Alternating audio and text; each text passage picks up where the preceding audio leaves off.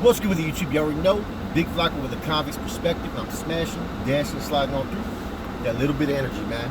It's a hot one where I'm at today, man. But please hit the like, subscribe, comment, do all those things to help support the channel. Hit that bell notification to get fire-ass content, man. And since it's Sunday, Sundays are usually slow, of course, man, on views, man. So we're going to tap in and we're going to talk about basically new arrival process when you get to a new institution. How do the Nortenos clear someone upon getting to a household? Now, pretty much it's been a standard procedure almost for years about how they do things. Some were a little bit more extreme. It depends upon the location and where you're at. So we're going to go through, first of all, like the county jail. Okay, the county jail is going to determine upon your status. So what people don't realize is per NF Constitution, all county jails are ran by the streets.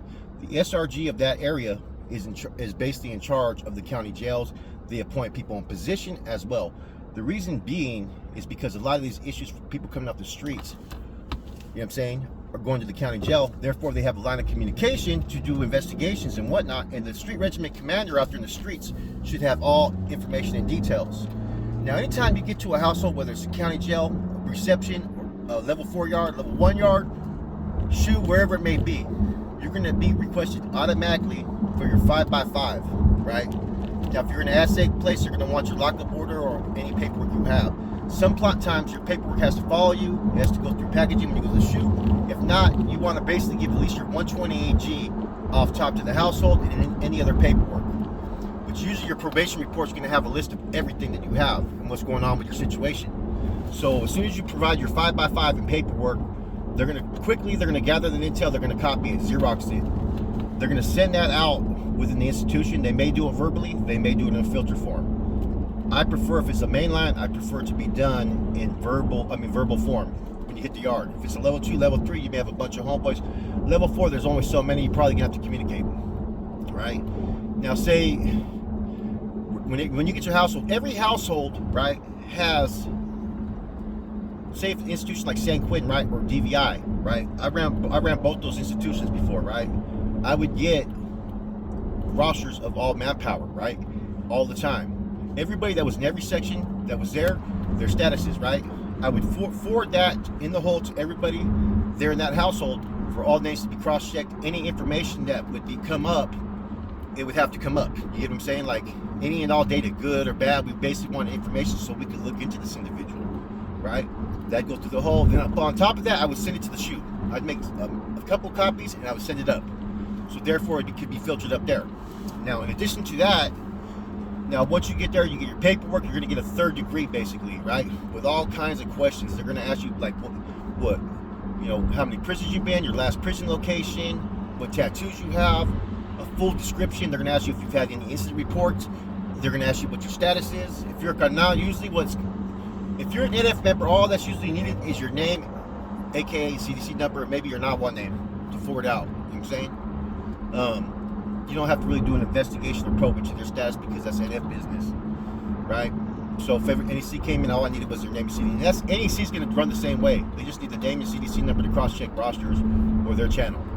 So once everything goes through the process, you look to find out if they have any pending issues, were they under investigation, you know, were they function. You know, you don't really inquire into what's going on to the street. So when someone gets into a household, whether they're functioning on the streets or not, it's not for them to divulge that information. They're supposed to just fall in file, report who they are, and that's it. You know what I'm saying? Like me, unless there was an issue that stemmed from the streets that they needed to be investigated under, I wasn't going to inquire what your business was, who you were functioning with. I don't need to know. You know what I'm saying? I don't want to know. You're in my household now, but that was there, right? And that's how you cross-check. And usually you have a set procedure. You know, after running every name, and there's nothing that comes back, you look at all the information, right? You see if there's anything that, you know, rings a bell, anything that maybe looks like it's questionable, and you go off that. Usually, like, say, Corcoran shoe. Now, Corcoran shoe, we used to have to do them verbally, too, if we didn't have a filter. And we would have code names, like, say, Sarah, Monica, those would be the name of the block. So you'd ask them what their Luca was. Oh, hey, who's your Luca? They'd say, oh, Monica. You knew they were clear functioning soldado.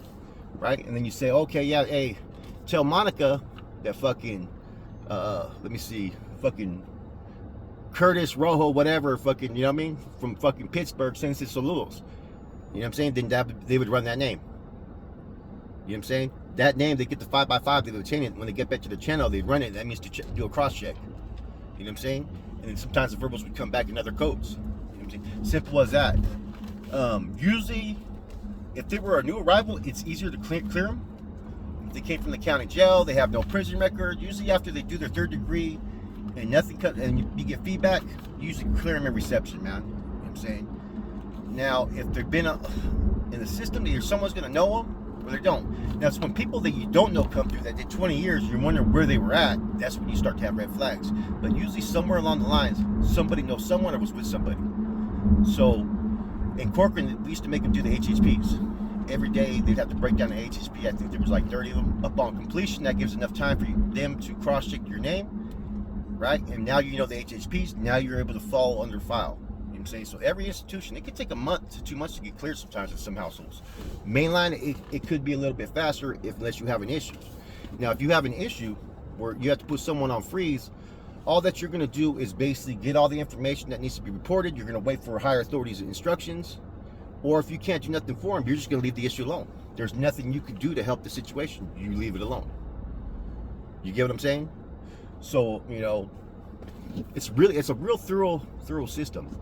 And sometimes they'll have a 4th degree, 5th degree, to where they're asking you questions about, you know, do you have any family members that work in correctional system?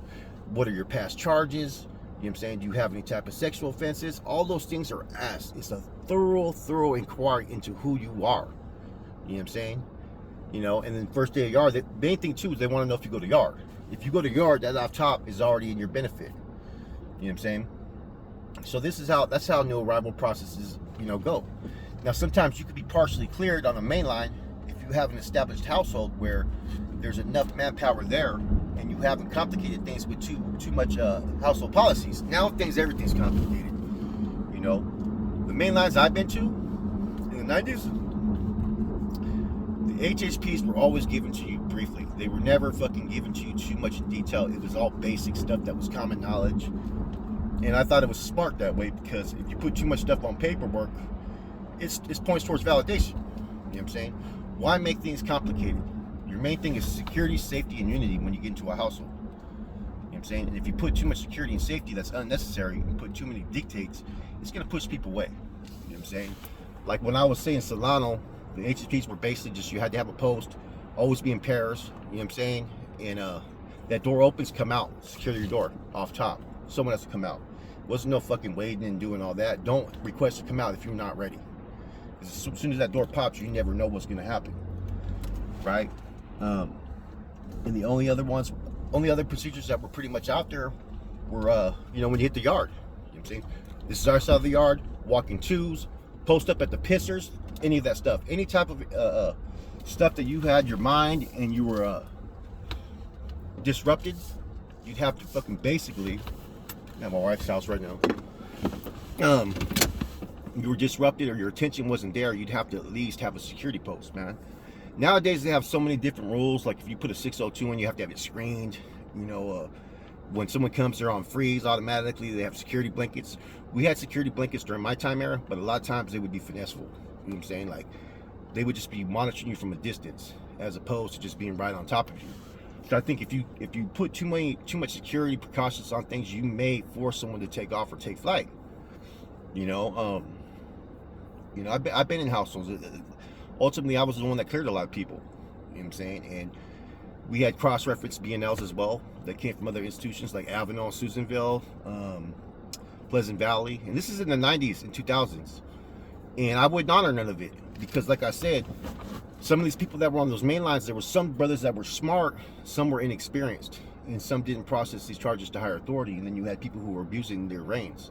They were making decisions to have people hit just because they could. You know what I'm saying? You're supposed to salvage a career before you end a career. You know what I'm saying? So those BNLs could not be honored because they didn't come from a place where it's an established regiment or stronghold. Like say San Quentin's established stronghold. Back in those days. DVI was an established stronghold. Delano was an established stronghold. Why? Reception, there's always good hinting that came through there. There was always someone who knew how to run an investigation, how to run a household, who was not going to let anybody infiltrate that household. You know what I'm saying?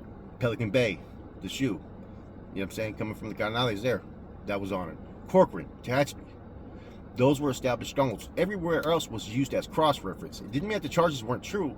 It was not honored. It was further used to be a catalyst to investigate further. You know? And this is how the procedures work. You know, new arrivals, there could be all kinds of things. Sometimes the dude got to go off top. You know what I'm saying? There's some things that are not going to award to be investigated on. If you've been convicted of some type of deviant charges, and we've seen the paperwork, it's already a wrap. We're not going to fucking sit there and ask you to write a fucking IR on him, because if you do that, they're probably going to fucking piece you up. You know? Now, if it was something to where it was maybe statutory or something like that, or it was their wife or something like that, yeah, we're going to investigate that. You know what I'm saying? But, you know, everything is supposed to take its time. I would rather wait 6 months, 2 years to clear someone and not make a decision than make a decision that's wrong.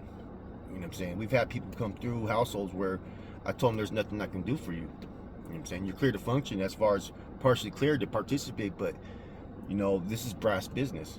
You know what I'm saying? Not every NF member that steps into a household, you know what I'm saying, is allowed to intervene in another NF member's business. If they've went incomunicado, if they're under investigation, ain't no Cat 1 or Cat 2 can involve themselves. All they could do is fucking say, look, you got to deal with your issues when you get up there. We're not going to have you touched unless you need to get touched. Basically, that's just keeping it 100. But the new arrival procedures, they get kind of you know, interesting. You know, I don't know how other groups do it, but for the Norteños, it's more rigorous, it's more strict, it's more detailed, it's more information. You know what I'm saying? Because you gotta. The only way to provide a safe household is to know who your manpower are there. Now, anybody can just come in there and say, well, I'm a Norteño, I function. No, it doesn't matter. You still got to go through the procedures everybody else does in order to get cleared. No one's special. There's no different circumstances. It's, you know, a thorough process. You know, I've never really been in any situations where I've had any problems as a new arrival anywhere. Not one time. You know what I'm saying? I've only been on freeze one time in my life, and that was under miscommunication. I was on the streets for a week. You know what I mean? I was told to get to work shortly after. So, but I have had people's names. You know, I had a homeboy from Hollister I cleared in 2003, I believe it was, after talking to the homeboy, boy from Hollister. You know, he talked about this young homeboy that was being, the cop tried to put some improper statements, but that cop was corrupt, and he took the rap on the case. So I looked at it. He says he didn't say it. You know, there's no video interview. He took the rap. Everybody got off. Fuck, we're gonna have to salvage his career. Why not? Why go? If this cop's known to be corrupt, you know what I'm saying, why am I going to take this cop's word over his word? And everybody says he took the rap and it's solid. But there was those that went against him just based upon what that cop tried to do. You know, you got to look into everything, man. You know, and sometimes you make choices based upon the fact of, you know, hey, you know what I'm saying? I'm just going to go lean in the way that I would want someone to lean for me. You know, and then there's other times where you got to have them hit. You know what I'm saying? There ain't no excuse for their actions. You know what I'm saying? And, you know, no matter what, you could duck and dodge in shadows for years, but eventually you get figured out. You get exposed and you get put out there. And when you do, it is what it is, man. You know what I'm saying? You know, nowadays you can't just, you know, come into a household. Nowadays, they can communicate from pin to pin and run checks everywhere. You know what I'm saying? So your information, everybody's information is being circulated everywhere. You know what I'm saying? I'm pretty sure that everybody has a household roster of everywhere. Before, it was basically just hermanos. You get a roster of hermanos, they'd have a channel to the bay. Of course, the C's had their business as well, and it was all complexed. You know what I'm saying? It was really had to go through a whole different process. Nowadays, man, because they're out there on the main lines and these cell phones, shit, man, they're able to do so much more nowadays. Anyways, convict's perspective, man, a little spill. You guys have a good one. I'm out.